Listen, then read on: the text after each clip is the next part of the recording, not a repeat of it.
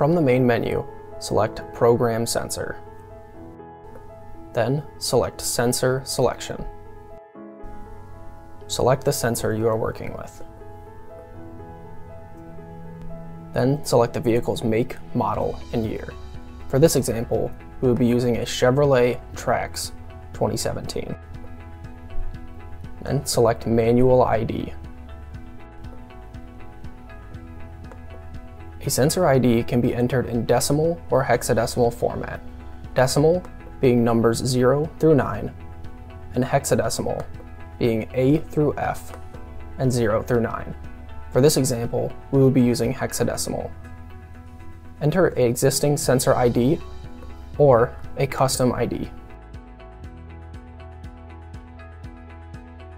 Then, place the sensor you are using above the tool's antenna and press the trigger button.